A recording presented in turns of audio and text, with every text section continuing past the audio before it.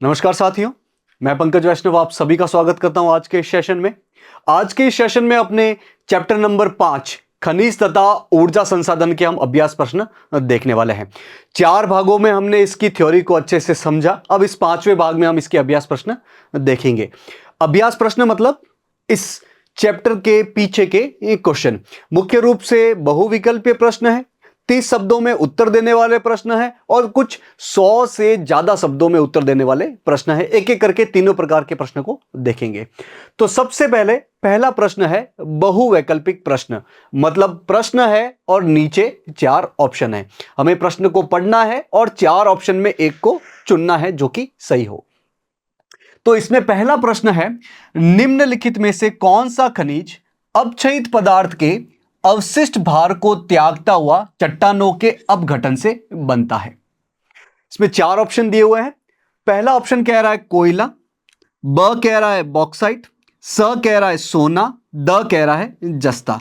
तो हमें बताना है कि इनमें से वो कौन सा खनिज है जो कि अपक्षयित पदार्थ जो होते हैं उनके अपशिष्ट भार को त्याग करता हुआ फिर चट्टानों के अपघटन से बनता है। तो हमने थ्योरी में अच्छे से पढ़ा कि चट्टानों के अपघटन से कौन सा खनिज पदार्थ बनता है। ऑप्शन नंबर ब बॉक्साइट। इसी बॉक्साइट से आगे जाकर हम एल्यूमिनियम भी प्राप्त करते हैं। चट्टानों के अपघटन से बनने वाला वो खनिज जो कि अपक्षयित पदार्थों के अपशिष्ट भार को त्यागते हुए बनता है वो हो जाएगा बॉक्साइट। ऑप्शन नंबर ब अपना सही जवाब हो जाएगा। आगे बढ़ते हैं दूसरे प्रश्न की तरफ। झारखंड में स्थित कोडरमा निम्नलिखित में से किस खनिज का अग्रणी उत्पादक है। प्रश्न पूछ रहा है कि झारखंड राज्य का जो कोडरमा क्षेत्र है वो इनमें से किस खनिज का एक अग्रणी उत्पादक है, मतलब यहां पर इस खनिज का बहुत ज्यादा उत्पादन होता है। अ है बॉक्साइट, ब है अभ्रक, स है लौह अयस्क और द है तांबा। तो हमने देखा था कि ये जो अभ्रक नाम का खनिज पदार्थ है वो मुख्य रूप से ये झारखंड के कोडरमा क्षेत्र में हमें बड़े रूप में उत्पादित होते हुए देखने को मिलता है। तो अपना जवाब हो जाएगा ऑप्शन नंबर ब अभ्रक। आगे बढ़ते हैं तीसरे प्रश्न की तरफ। निम्नलिखित चट्टानों में से किस चट्टान के स्तरों में खनिजों का निक्षेपण और संचयन होता है। बोला जा रहा है कि इनमें से वो कौन से प्रकार की चट्टान है जिसके स्तर में हमें खनिजों का निक्षेपण और संचयन देखने को मिलता है। मतलब इस प्रकार की चट्टानों में हमें स्तर में, लेयर में खनिज पदार्थ देखने को मिलते हैं। क्या वो तलछटी चट्टान है, या ब कायांतरित चट्टान है, या स आग्नेय चट्टान है, या द इनमें से कोई नहीं है। तो हमने देखा था कि जो तलछटी चट्टानें होती हैं, जो सेडिमेंट्री रॉक्स होती है, उनकी लेयर में, उनकी स्तरों में हमें खनिजों का निक्षेपण और संचयन देखने को मिलता है। तो ऑप्शन नंबर अ तलछटी चट्टानें अपना सही जवाब हो जाएगा। आगे बढ़ते हैं चौथे प्रश्न की तरफ। मोनाजाइट रेत में निम्नलिखित में से कौन सा खनिज पाया जाता है।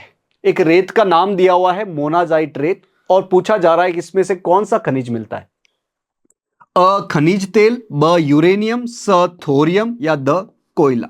मोनाजाइट रेत में हमें कौन सा खनिज देखने को मिलता है। तो हमने देखा था एक आणविक खनिज है जिसका नाम है थोरियम। यह हमें मुख्य रूप से मोनाजाइट रेत में देखने को मिलता है। भारत के कुछ दक्षिणी राज्यों में हमें मोनाजाइट रेत देखने को मिलती है और वहां से हम थोरियम प्राप्त कर सकते हैं। तो ऑप्शन नंबर स अपना सही जवाब हो जाएगा। आगे बढ़ते हैं दूसरे प्रकार के प्रश्न की तरफ जिसमें हमें खुद से उत्तर लिखना है और लगभग 30 शब्दों में उत्तर लिखना है। अब इसमें पहला जो प्रश्न है उसमें अंतर पूछा जा रहा है नीचे की दी गई 2 चीजों में। दूसरे प्रकार के प्रश्न में हमें 30 शब्दों में उत्तर देना है। इसमें पहला प्रश्न जो है वो अंतर के बारे में पूछा जा रहा है। अब अंतर भी 2 चीजों में अंतर बताना है, एक तो लो और अलो खनिज में और दूसरा परंपरागत तथा गैर परंपरागत ऊर्जा के संसाधनों में। तो एक एक करके इन दोनों में हम अंतर बता देते हैं। तो पहला है लो तथा अलो खनिज में अंतर बताना है। भाई खनिज जो है वो 2 प्रकार के होते हैं, एक तो धात्विक और एक अधात्विक। मुख्य रूप से ये 2 प्रकार के होते हैं, धात्विक जिसमें धातु होता है और अधात्विक जिसमें धातु नहीं होता है।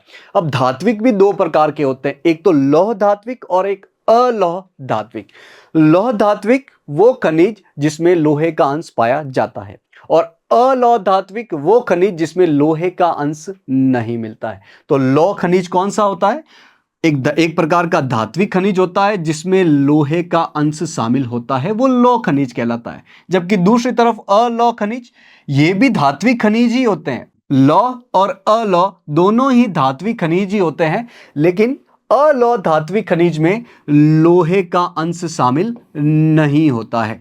उदाहरण के तौर पर लौह खनिज के अंतर्गत आ जाएंगे लौह अयस्क खुद, मैग्नीज, निकल, कोबाल्ट, इनमें लोहे का अंश मिलता है। जबकि अलौह खनिज में कौन सा आ जाएगा? तांबा, बॉक्साइट, टीन। ये है तो धात्विक खनिज, लेकिन इसमें लोहे का अंश नहीं मिलता है। आगे बढ़ते हैं दूसरे प्रकार के अंतर की तरफ। परंपरागत ऊर्जा के संसाधन और गैर परंपरागत ऊर्जा के संसाधन। परंपरागत और गैर परंपरागत में क्या अंतर होता है? परंपरागत को हम काफी समय से उपयोग में लाते आ रहे हैं, जैसे कि कोयला हो गया, पेट्रोलियम हो गया, प्राकृतिक गैस हो गया। ये परंपरागत ऊर्जा के संसाधन है और ये पर्यावरण को प्रदूषित करते हैं, और यदि हम लगातार बिना सोचे समझे इनका उपयोग करते जाएंगे तो ये निकट भविष्य में खत्म हो जाएंगे। दूसरी तरफ है गैर परंपरागत ऊर्जा के संसाधन, मतलब इनका विकास मुख्य रूप से वर्तमान समय में बहुत ज्यादा हुआ है, जैसे कि सौर ऊर्जा हो गया, पवन ऊर्जा हो गया। ये पर्यावरण को ज्यादा प्रदूषित नहीं करते हैं, प्रत्यक्ष रूप से कोई प्रदूषित नहीं करते हैं, और ये लगातार चलते जाएंगे, मतलब इनको बार बार पुनः बनाया जा सकता है, ये नवीकरणीय है। तो परंपरागत ऊर्जा के संसाधन, इन साधनों का इस्तेमाल हम बहुत पहले से करते आ रहे हैं। जबकि गैर परंपरागत ऊर्जा के संसाधन, इनकी पहचान आमतौर पर हाल ही के दिनों में, वर्तमान में ही इनकी पहचान हुई है। ये समाप्त हो जाने वाले साधन है परंपरागत, जबकि गैर परंपरागत ये कभी खत्म नहीं होने वाले साधन है, जैसे कि सौर ऊर्जा हो गया, पवन ऊर्जा हो गया। परंपरागत ऊर्जा के संसाधनों की वजह से प्रदूषण होता है, जैसे कि कोयला, पेट्रोलियम, प्राकृतिक गैस। प्राकृतिक गैस से हालांकि थोड़ा सा कम होता है। जबकि गैर परंपरागत ऊर्जा के संसाधन सामान्यतः प्रदूषण मुक्त होते हैं। वही सौर ऊर्जा, पवन ऊर्जा, ये प्राप्त करने के लिए प्रदूषण नहीं होता है। परंपरागत ऊर्जा के साधनों में भारी व्यय, मतलब खर्चा ज्यादा होता है, जबकि गैर परंपरागत ऊर्जा के संसाधनों में तुलनात्मक रूप से कम खर्च होता है। तो परंपरागत ऊर्जा के संसाधनों में कौन कौन सी चीजें आ जाएगी? कोयला हो गया, प्राकृतिक गैस हो गया, ईंधन के लिए हम लकड़ी का जो इस्तेमाल करते हैं वो परंपरागत ऊर्जा के संसाधन है। जबकि गैर परंपरागत ऊर्जा के संसाधनों में सौर ऊर्जा आ गया, पवन ऊर्जा आ गया, भूतापीय ऊर्जा आ गया, ये गैर परंपरागत ऊर्जा के संसाधन हो गए। आगे बढ़ते हैं दूसरे प्रकार के प्रश्न में ही। दूसरा प्रश्न बोला जा रहा है खनिज क्या है? तो क्या होते हैं खनिज? खनिजों का जो स्वरूप होता है, उनकी जो आंतरिक संरचना होती है वो सेम होती है, समान होती है। मुख्य रूप से हमें ये जमीन के अंदर से मिलते हैं। तो ये प्राकृतिक रूप से विद्यमान होते हैं। इनका रूप जो होता है वो समरूप होता है, मतलब ये समरूप तत्व है। इनकी आंतरिक संरचना जो है वो एक निश्चित प्रकार की होती है, और इनका निर्माण जो है वो तत्वों के संयोजन से होता है। अलग अलग प्रकार के तत्वों के संयोजन से खनिज पदार्थ हमें मिलते हैं, और इनको हम जमीन के अंदर से खनन के माध्यम से प्राप्त करते हैं। जैसे कि लौह अयस्क हो गया, बॉक्साइट हो गया, कोयला हो गया, ये अलग अलग प्रकार के खनिज पदार्थ हैं। दूसरे प्रकार के प्रश्न में ही तीसरा प्रश्न है, आग्नेय तथा कायांतरित चट्टानों में खनिजों का निर्माण कैसे होता है? बोला जा रहा है कि दो प्रकार की जो चट्टान है, आग्नेय और कायांतरित चट्टान, इनमें खनिजों का निर्माण कैसे होता है? तो इन दो प्रकार की चट्टानों में इन खनिजों का मुख्य रूप से निर्माण दरारों द्वारा या भ्रंशों द्वारा होता है। जब ये खनिज पदार्थ तरल रूप में होते हैं तब ये जमीन के ऊपर की तरफ आते हैं और बीच में ये ठंडे होकर जम जाते हैं, और इसी प्रकार इन खनिजों का वहां पर इकट्ठा हो जाता है। तो इस प्रकार की चट्टानों में खनिज दरारों में, जोड़ों में, भ्रंशों में, विद्रोह में मिलते हैं। जहां पर गैप मिल जाता है वहां पर आपको खनिज पदार्थ मिल जाएगा इन चट्टानों में। इनका निर्माण उस समय होता है जब ये तरल या गैसीय अवस्था में दरारों के सारे भूपृष्ठ की ओर धकेले जाते हैं। तो जब ये खनिज पदार्थ तरल रूप में, गैस रूप में जब भूपृष्ठ की ओर, जमीन के ऊपर की तरफ आ रहे होते हैं इन दरारों के द्वारा, तो बीच में ये जम जाते हैं। तो जब ये ठंडे होकर जम जाते हैं और शिराओं या परत के रूप में हमें देखने को मिलते हैं। तो इन आग्नेय तथा कायांतरित चट्टानों में खनिज की उपस्थिति जो होती है वो दरारों में, भ्रंशों में, विद्रों में, जोड़ों में यहां पर देखने को मिलती है। दूसरे प्रकार के प्रश्न में चौथा प्रश्न है, हमें खनिजों की संरक्षण की आवश्यकता क्यों है? प्रश्न पूछ रहा है कि खनिजों को बचाना क्यों आवश्यक है। हमने पढ़ा था कि इन खनिजों को बनने में लाखों साल लगते हैं, मतलब बहुत स्लो प्रोसेस है, बहुत धीरे धीरे ये बनते हैं। जबकि वर्तमान में एक तो बढ़ती जनसंख्या, एक लोगों की बढ़ती मांग, लालच, बहुत सारे कारण हैं जिसकी वजह से इन खनिजों का उपभोग लगातार बढ़ता ही जा रहा है। धीरे धीरे ये खनिज खत्म होते जा रहे हैं। तो हमें आने वाली पीढ़ियों के लिए भी खनिजों को बचाना होगा। तो खनिजों की खपत की दर तो ज्यादा है और इनके बनने की दर बहुत कम है, इसीलिए हमें इन खनिजों को बचाना जरूरी है। तो खनिज संसाधनों के निर्माण में इनके सांद्रण, मतलब एक जगह इकट्ठा होने में लाखों साल लग जाते हैं, और जबकि इनका वर्तमान उपभोग दर है वो बहुत तेज है। वर्तमान समय में हम इन खनिजों का उपभोग बहुत तेजी से और बड़े स्तर पर करते आ रहे हैं। तो इनके वर्तमान उपभोग दर की तुलना में इनके पुनर्निर्माण की प्रक्रिया थोड़ी सी धीमी है। तो बनते तो ये धीरे हैं और इनका हम उपयोग बहुत तेजी से और बहुत ज्यादा कर रहे हैं। इसीलिए खनिज संसाधन सीमित है और अनवीकरणीय योग्य है। भाई सीमित संसाधन है क्योंकि इनको लाखों साल लगते हैं बनने में, और अनवीकरणीय मतलब खत्म हो गए तो प्रैक्टिकली देखा जाए तो हमें वापस नहीं मिल पाएंगे। तो इसी वजह से हमें खनिजों के संरक्षण की आवश्यकता है, ताकि वर्तमान पीढ़ी की जरूरतों को भी पूरा किया जा सके और आने वाली पीढ़ियों को, इनको भी खनिजों की जरूरत पड़ेगी तो उनकी आवश्यकताओं को भी हमें ध्यान रखना है। अब हम आते हैं तीसरे प्रकार के प्रश्न की तरफ, जिसमें हमें लगभग 120 शब्दों में उत्तर लिखना है। इसमें पहला प्रश्न है, भारत में कोयले के वितरण का वर्णन कीजिए। बोला जा रहा है कि भारत में कोयला मुख्य रूप से कहां कहां पर देखने को मिलता है। तो हमने देखा था कि भारत में मुख्य रूप से कोयला दो आयु वर्ग का है, एक तो गोंडवाना और एक टर्शरी। ये जो गोंडवाना कोयला है ये काफी पुराना है, करीब करीब 200 मिलियन साल पुराना है, और जो टर्शरी कोयला है वो थोड़ा सा अपेक्षाकृत नया है, हालांकि ये भी करीब करीब 55 मिलियन वर्ष पुराना है। ये जो गोंडवाना कोयला है ये भारत के प्रायद्वीपीय हिस्से के उत्तर पूर्व भाग में मिलेगा, जैसे कि झारखंड वाले एरिया में, जबकि जो टर्शियरी कोयला है ये भारत के उत्तर पूर्वी राज्यों में देखने को मिलेगा। तो भारत में मुख्य रूप से कोयला दो मुख्य भूवैज्ञानिक युगों की चट्टानों में देखने को मिलता है, एक तो गोंडवाना और एक टर्शियरी। ये जो गोंडवाना कोयला है ये काफी पुराना है, करीब करीब 200 मिलियन वर्ष पुराना है, और ये मुख्य रूप से प्रायद्वीप के उत्तर पूर्वी भाग में मिलता है। प्रायद्वीप कौन सा है? ये भारत का ये जो दक्षिणी हिस्सा है जिसके तीनों तरफ समुद्र है, ये प्रायद्वीपीय भाग कहलाता है। तो इस प्रायद्वीपीय भाग का जो उत्तर पूर्वी हिस्सा है यहां पर हमें मुख्य रूप से गोंडवाना कोयला देखने को मिल जाएगा। जैसे कि पश्चिम बंगाल है, झारखंड है, इनकी दामोदर घाटी क्षेत्र में हमें ये गोंडवाना कोयला देखने को मिल जाएगा। बात करें पश्चिम बंगाल में, तो पश्चिम बंगाल में जो रानीगंज के आसपास वाला क्षेत्र है वहां पर आपको इस प्रकार का कोयला देखने को मिल जाएगा। और झारखंड, बोकारो और झरिया, यहां पर आपको इस गोंडवाना कोयले के अच्छे खासे वितरण देखने को मिल जाएंगे। भारत में जितना भी कोयले का उत्पादन होता है उसका 1/3 हिस्सा कोयला इसी क्षेत्र से हमें प्राप्त होता है। जो प्रायद्वीपीय हिस्सा है उसका उत्तर पूर्वी भाग से हमें भारत के जितना भी कोयले का उत्पादन होता है उसका 1/3 मतलब करीब करीब 33% हिस्सा हमें इसी क्षेत्र से देखने को मिलता है। इसके अलावा दक्षिण भारत की जो बड़ी बड़ी नदियां हैं, मध्य भारत की कुछ नदियां हैं जैसे कि गोदावरी, महानदी, सोन, वर्धा, इन नदी घाटियों में भी कोयले के जमाव हमें देखने को मिलते हैं। दूसरे प्रकार का जो आयु के हिसाब से है वो है टर्शियरी कोयला।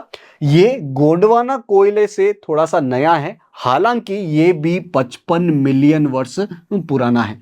भारत के जो उत्तर पूर्वी राज्य है जैसे कि असम हो गया, अरुणाचल प्रदेश हो गया, नागालैंड हो गया, मेघालय हो गया, यहां पर टर्शियरी कोयला देखने को मिलता है। तो मुख्य रूप से प्रायद्वीपीय, भारत के प्रायद्वीपीय हिस्से के उत्तर पूर्वी हिस्से में और संपूर्ण भारत के उत्तर पूर्वी राज्यों में, मुख्य रूप से ये असम, अरुणाचल प्रदेश, नागालैंड, मेघालय, इन क्षेत्रों में हमें कोयला देखने को मिलता है।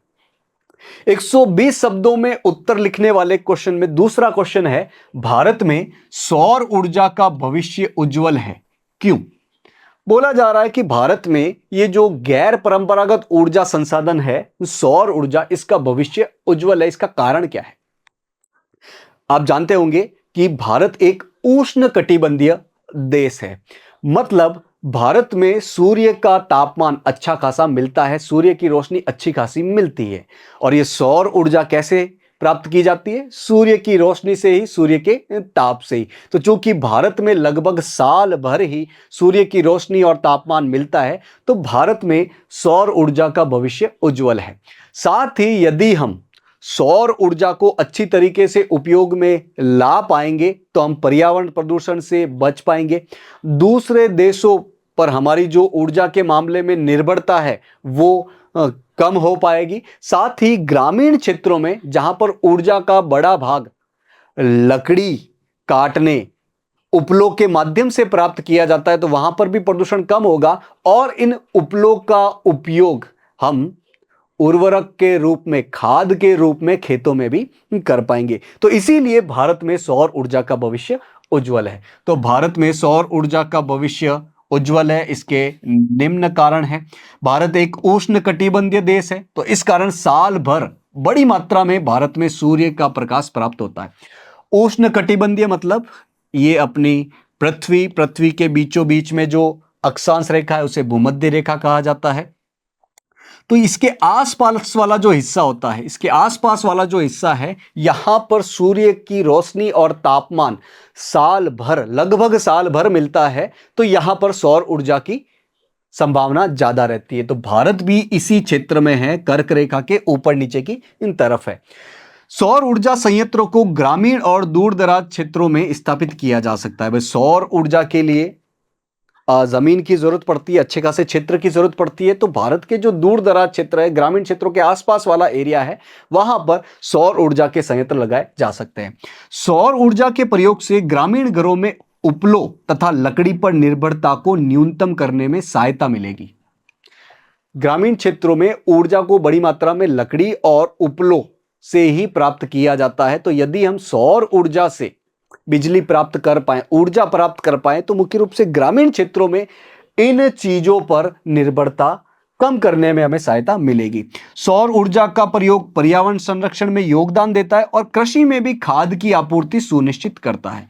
तो अगर हम परंपरागत ऊर्जा संसाधनों के बजाय इस गैर परंपरागत ऊर्जा संसाधन की तरफ शिफ्ट होंगे, तो एक तो पर्यावरण प्रदूषण कम होगा और दूसरा, चूंकि इन उपलों का उपयोग हम कम कर पाएंगे, तो इन उपलों का उपयोग फिर खेती में एज ए खाद इस्तेमाल हो पाएगा। तो इस प्रकार सौर ऊर्जा का भविष्य भारत में बहुत ज्यादा उज्जवल है। तो इसी के साथ ही हमने अपने इस 5वें अध्याय के अभ्यास प्रश्न भी देख लिए हैं। आशा है ये अभ्यास प्रश्न आपको समझ में आए होंगे। इस सेशन से जुड़ने के लिए आप सभी का बहुत बहुत धन्यवाद।